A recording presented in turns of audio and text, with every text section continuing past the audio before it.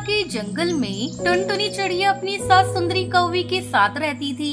एक दिन वो अपनी सास से कहती है, माँ जी, रानी के पापा को गुजरे आज 6 महीने हो गए। जैसे तैसे मैंने इतने दिनों तक घर का खर्चा चलाया, अब घर चलाना बहुत मुश्किल हो रहा है। अरे करमजली, मेरे घर की ये दुर्दशा तेरे ही कारण हुई है।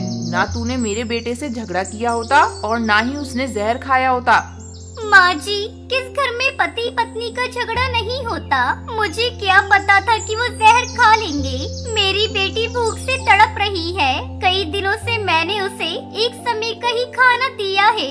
उन्होंने मरने से पहले मेरे और मेरी बच्ची के बारे में जरा भी नहीं सोचा। आप कहीं तो मैं जाकर कहीं काम कर लूं।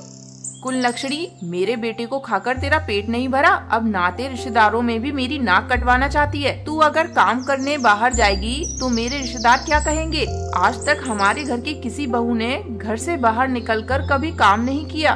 तब तक आप लोग कमेंट में बताएं 500 - 250 कितने होते हैं? माँ जी, आपको अपने रिश्तेदारों की फिक्र है पर अपनी पोती की नहीं। मुझसे मेरी बेटी की भूख देखी नहीं जा रही है। मैं कल से खेत में काम करने जाऊंगी। आप रानी बेटी का ध्यान रख लेना। कैसे करेगी तू खेती? कभी तूने खेत में काम किया है? माँ जी, अब चिंता मत करिए, धीरे धीरे मैं सब सीख जाऊंगी। टुनटुनी अपने खेत में जाकर काम करने लगती है। तभी साधु महाराज वहाँ आते हैं।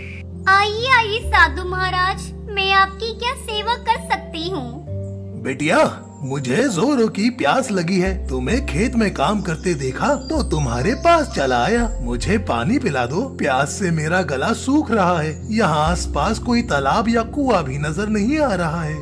बाबा, मैं अभी आपको पानी देती हूँ।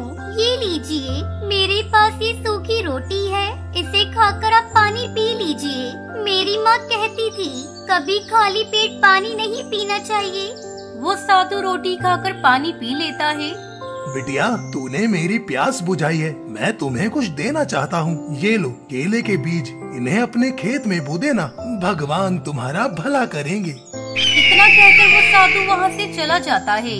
उसके जाते ही बबली कबूतरी टुनटुनी चिड़िया के पास आती है। अरे टुनटुनी बहू, ये साधु तुमसे क्या बातें कर रहा था? इन साधुओं पर ज्यादा भरोसा मत करना, मूर्ख बनाकर कुछ लूट लेते हैं।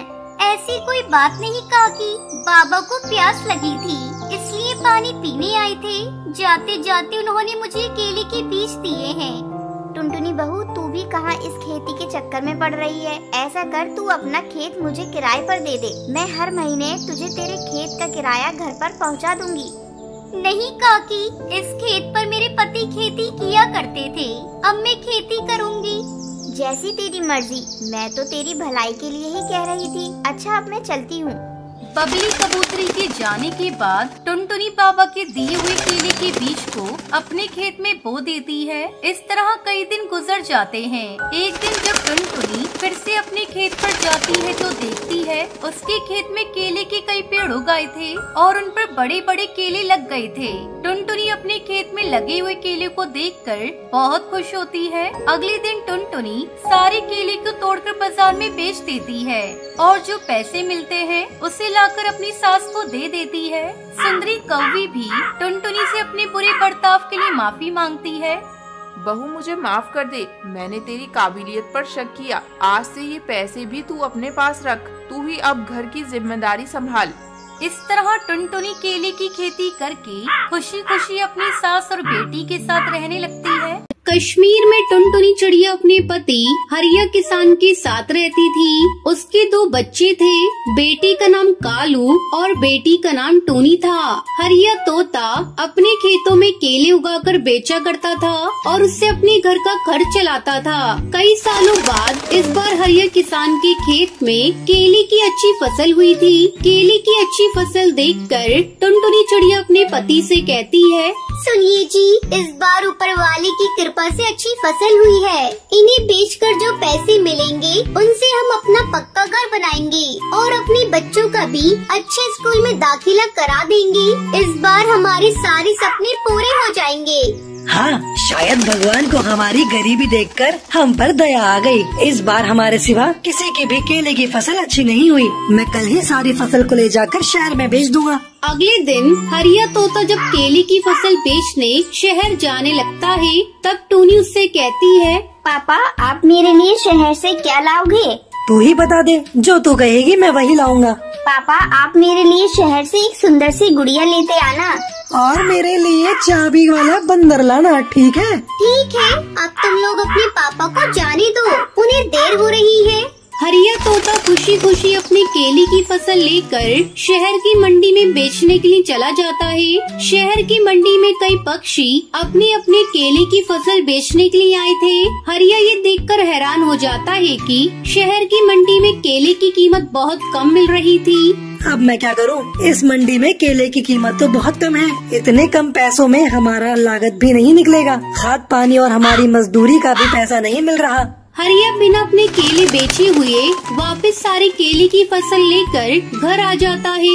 ये मैं क्या देख रही हूँ जी? आप तो शहर केले बेचने गए थे, लेकिन आपने केले को बेचा क्यों नहीं? हरिया तोता दुखी मन से सारी बात टुनटुनी चिड़िया को बताता है।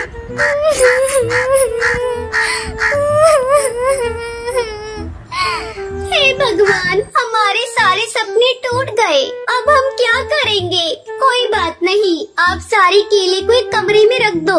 अब से हम लोग इन्हीं केले को खाकर अपना गुजारा करेंगे। इस तरह पूरा परिवार केले खाकर अपने दिन काटने लगी। एक दिन जब टुनटुनी चिड़िया अपनी बेटी को केले खाने को देती है, तो टूनी कहती है, क्या माँ तुम हर दिन हमें केले खाने को देती हो? मुझे आज इन केलों को नहीं खाना। मुझे तो तुम्हारे हाथ की बने हुए केले के चिप्स खाने हैं। हाँ माँ, मैं भी केला चिप्स ही खाऊंगा, वरना भूखा ही रहूंगा। अच्छा बाबा, आज मैं तुम लोगों के लिए केले के चिप्स ही बनाऊंगी। आप खुश? दोनों बच्चे खुश हो जाते हैं। टुनटुनी चिड़िया केले चिप्स बनाने के लिए जाती है। ये क्या? तेल का डब्बा तो बिल्कुल ही खाली है, इसमें तो तेल है ही नहीं। ऐसा करती हूँ, मैं बिना तेल के तवे पर सेक देती हूँ। फिर टुनटुनी केले को बारीक काट कर चिप्स बनाती है। आओ बच्चों, तुम्हारा मनपसंद केला चिप्स तैयार है। दोनों बच्चे केला चिप्स खाते हैं। माँ आज के केला चिप्स तो पहले से भी ज्यादा स्वादिष्ट है। टुनटुनी भी केला चिप्स खाती है। उसे विश्वास नहीं हो रहा था कि उसने केले की इतनी स्वादिष्ट चिप्स बनाए हैं। वाकई ये चिप्स तो बहुत ही स्वादिष्ट है। ऐसा करती हूँ, मैं कल से ही केले का चिप्स बेचने का काम शुरू कर देती हूँ। हो सकता है इसमें भगवान की कोई इच्छा हो और केले चिप्स बेचकर हम लोग अमीर हो जाएं। अगले दिन से टुनटुनी चिड़िया केला चिप्स बनाकर बेचने लगती है। टुनटुनी चिड़िया के ठेले पर कुछ पक्षी केले चिप्स खाने के लिए आते हैं। इससे उसकी अच्छी कमाई होने लगती है। देख लिया जी, ये केले की फसल हमारे बहुत काम आई। अब तो हर सीजन में आप खेत में केवल केले ही उगाइएगा। हमें मंडी में ले जाकर केले की फसल बेचने की कोई चिंता नहीं। ये लो कुछ पैसे और दोनों बच्चों को ले जाकर किसी अच्छे स्कूल में दाखिला करा दो। इस साल हरिया किसान अपने खेत में केला उगाता है और टुनटुनी चिड़िया केले से बनी हुई चिप्स बेचकर अपना जीवन खुशी खुशी गुजारने लगी। कश्मीर के जंगल में टुनटुनी चिड़िया अपने पति कालू कौवे के साथ रहती थी। बारिश का मौसम था, जोरों से बारिश हो रही थी। लगातार कई दिनों तक बारिश होती रहती है। सबके खेतों में पानी भर चुका था। एक दिन टुनटुनी चिड़िया अपने पति कालू कौवे से कहती है, सुनो जी, मैं सोच रही हूँ बारिश रुक जाए तो इस बार हम लोग अपने खेत में आइसक्रीम की फसल लगा देते हैं। कई सालों के बाद इतनी अच्छी बारिश हुई है। अगर फसल अच्छी हुई तो आधी फसल बेच देंगे और जो पैसे मिलेंगे उससे पक्का घर बना लेंगे। तुम ठीक कह रही हो। हम इस बार अपने खेत में आइसक्रीम की फसल उगाएंगे, लेकिन हम आइसक्रीम के जादुई बीज कहाँ से लाएंगे? तुम उसकी चिंता मत करो, मैं एक भले जादूगर को जानती हूँ। उसने पिछले ही साल मेरी सहेली टूनी चिड़िया को आइसक्रीम के जादुई बीज दिए थे और उसकी उपज बहुत अच्छी हुई थी। हम भी उन्हीं से बीज लेकर आएंगे और फिर बीज के बराबर जादूगर को आइसक्रीम वापस कर देंगे। दोनों पति पत्नी उस जादूगर की गुफा में जाते हैं। क्यों रे टुनटुनी, आज इस जादूगर की याद कैसे आ गई? वैसे तो कभी मुझे याद नहीं करती। जरूर मुझसे कोई काम होगा, तभी तू मेरे पास आई है। अब बता, मुझसे क्या काम है? क्या जादूगर, तुम देख ही रही हो इस बार बारिश अच्छी हुई है। हम सोच रहे हैं कि इस बार अपने खेत में आइसक्रीम की फसल उगाएं, लेकिन हमारे पास इसके लिए आइसक्रीम के बीज है ही नहीं। अगर आप मुझे बीज दे देंगे तो आपकी हम पर बहुत बड़ी कृपा होगी। तो ठीक है, लेकिन तू समय पर मेरे बीज के बराबर आइसक्रीम वापस कर देना। ठीक है जादूगर, आप चिंता ना करें। जादूगर टुनटुनी चिड़िया को आइसक्रीम के बीज दे देता है। कालू कौआ और टुनटुनी चिड़िया बीज लेकर वापस घर लौट आते हैं। फिर अगले दिन टुनटुनी चिड़िया अपनी बेटी पिंकी के साथ खेत में बीज को बिखेर देती है। इस तरह कई दिन गुजर जाते हैं। एक दिन टुनटुनी चिड़िया कालू कौए को खेत में भेजती है। कई दिन हो गए खेत में बीज डाले, जाओ एक बार जाकर देख लो कहीं बीज सूख तो नहीं गए। अगर बीज सूख रहे होंगे तो सिंचाई कर देना। कालू कौआ अपने खेत पर जाता है। वो देखता है सचमुच में सारे बीज सूख रहे थे। अरे ये क्या, ये बीज तो सूख रहे हैं, इससे तो सारी फसल ही खराब हो जाएगी। मुझे कैसे भी करके अपनी फसल की सिंचाई करनी होगी। ऐसा सोचकर कालू कौआ मुखिया के पास जाता है। मुखिया जी, मेरी आइसक्रीम की फसल सूख रही है, अगर आप मुझे पंप दे देते तो मैं अपने खेतों की सिंचाई कर देता। मुखिया कालू कौए को पंप नहीं देता। अबे चल भाग यहाँ से, मैं तुझे अपना पंप नहीं दे सकता, मुझे भी अपने खेत की सिंचाई करनी है। कालू दुखी होकर अपने खेत पर वापस लौट आता है और किसी तरह पास वाली नदी से पानी लाकर अपने खेत की सिंचाई करता है। कुछ ही दिनों में कालू के खेत में आइसक्रीम की फसल लहराने लगती है। जब ये खबर मुखिया के पास पहुंचती है तो वो जल भुन जाता है और किसी तरह से आइसक्रीम की फसल को बर्बाद करने के लिए योजना बनाने लगता है। उधर टुनटुनी चिड़िया और कालू कौआ भी अपनी फसल पक जाने पर काटने की तैयारी करने लगते हैं। कालू जी, अब अपनी फसल पक चुकी है और इसमें से आइसक्रीम भी निकल आई है। अब इसे हम लोग बाजार में बेच देते हैं। फिर दोनों जल्दी जल्दी अपनी आइसक्रीम को इकट्ठा करते हैं और उसे अपने घर लेकर आते हैं।